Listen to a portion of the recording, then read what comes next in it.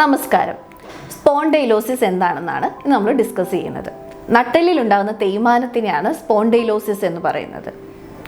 അത് 3 സ്റ്റേജസ് ആയിട്ട് ഡിവൈഡ് ചെയ്ത് ആണ് നമ്മളതിൻ്റെ ചികിത്സയും വ്യായാമങ്ങളും ഒക്കെ നിർണ്ണയിക്കുന്നത്. അതായത് ആദ്യത്തെ സ്റ്റേജ് എന്ന് പറഞ്ഞാൽ നെക്ക് പെയിൻ അല്ലെങ്കിൽ ബാക്ക് പെയിൻ മുതലായ പെയിൻ ഉണ്ടാകുന്ന അവസ്ഥ. ആഴ്ചയിൽ ഒരിക്കൽ അല്ലെങ്കിൽ മാസത്തിൽ 2-3 ദിവസം ഓവർ സ്ട്രെയിൻ ചെയ്യുമ്പം കഴുത്തിനും നടുവിനും ഒക്കെ വേദന ഉണ്ടാകുക, കുനിയാൻ ബുദ്ധിമുട്ട്, മുകളിലേക്ക് നോക്കാൻ ബുദ്ധിമുട്ട്, ഈ ഒരു അവസ്ഥയാണ് ആദ്യത്തെ സ്റ്റേജിൽ ഉണ്ടാകുന്നത്.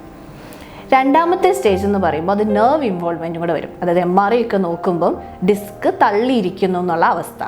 ഈ അവസ്ഥയിൽ കുറച്ച് നടക്കുമ്പം കാലിലേക്ക് വേദന വരിക, തരിപ്പുണ്ടാവുക, ഡ്രൈവ് ചെയ്യുമ്പോൾ കൈകൾ തരിക്കുന്ന പോലെ, വീക്ക്നെസ് പോലെയൊക്കെയുള്ള അവസ്ഥകൾ ഉണ്ടാകും.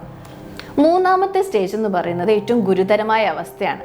MRIയിൽ സ്പൈനൽ കനാൽ സ്റ്റിനോസിസ് എന്നൊക്കെ മെൻഷൻ ചെയ്തിട്ടുള്ള അവസ്ഥയാണ്. ഈ അവസ്ഥയിൽ കൂടുതൽ നേരം ഇരിക്കുമ്പം മരവിച്ചു പോകുക, നിവർന്ന് നിൽക്കാൻ പറ്റാത്ത അവസ്ഥ, നടക്കുന്നതിന് ബുദ്ധിമുട്ട്, ശരീരം മുഴുവൻ ഒരു സ്റ്റിഫ്നെസ്, കഴുത്തിലാണ് അഫക്റ്റ് ചെയ്യുന്നതെങ്കിൽ ഒരു സൈഡ് മുഴുവൻ, അതായത് നമ്മൾ സ്ട്രോക്ക് വരുന്ന പോലെയുള്ള സിംറ്റംസുകൾ, തരിപ്പ്, ഇങ്ങനെയുള്ള അവസ്ഥകളും അതിനോടൊപ്പം യൂറിനറി സിംറ്റംസ്, മൂത്രം ഒഴിച്ചു കഴിഞ്ഞാൽ മുഴുവനായി പോകാത്തതുപോലെയും വയറ്റിൽ നിന്ന് പോയി കഴിഞ്ഞാലും ഒരു ഇൻകംപ്ലീറ്റ് ആയിട്ടുള്ള ഒരു ഫീലിങ്സും ഉണ്ടാകുക. ഇത് വളരെ ഗുരുതരമായ അവസ്ഥയാണ്. ഇതിൻ്റെ ഈ അവസ്ഥകൾ നോക്കിയാണ് നമ്മൾ ചികിത്സ നിർണ്ണയിക്കുന്നത്. ആദ്യത്തെ സ്റ്റേജ് ആണെങ്കിൽ നമുക്ക് എക്സസൈസിലൂടെയും ലൈഫ് സ്റ്റൈൽ ചേഞ്ചസിലൂടെയും പൂർണ്ണമായിട്ടും ഭേദമാക്കാൻ സാധിക്കും. രണ്ടാമത്തെ സ്റ്റേജിലേക്ക് വരുമ്പോഴാണ് സ്നേഹപാനം പോലെയുള്ള ട്രീറ്റ്മെൻറ്റുകൾ, എനിമ, ഇങ്ങനെയുള്ള ശോധന, പഞ്ചകർമ്മ ചികിത്സയിലൂടെ തന്നെ നമുക്ക് ചികിത്സിക്കേണ്ടി വരും.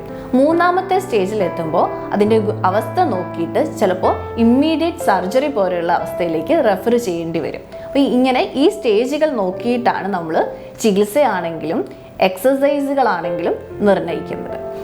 അതേപോലെ എക്സസൈസ് ചെയ്യുമ്പോഴും ഈ സ്റ്റേജിൽ ഏത് സ്റ്റേജിലാണ് നിങ്ങളെന്ന് ഉറപ്പ് വരുത്തി, ആദ്യത്തെ 1ഉം 2ഉം സ്റ്റേജിലാണെങ്കിൽ നിങ്ങൾക്ക് എങ്ങനെ എക്സസൈസ് ചെയ്യണം എന്നുള്ളത് ലിങ്ക് നമ്മൾ ഡിസ്ക്രിപ്ഷനിൽ കൊടുത്തിട്ടുണ്ട്. അതിനനുസരിച്ച് ചെയ്യാം. മൂന്നാമത്തെ സ്റ്റേജിലാണ് നിങ്ങളെങ്കിൽ അത് ഒരു ഡോക്ടറെ കണ്ട് ഉറപ്പ് വരുത്തിയതിന് ശേഷം മാത്രമേ എക്സസൈസുകൾ ചെയ്യാൻ പാടുള്ളൂ.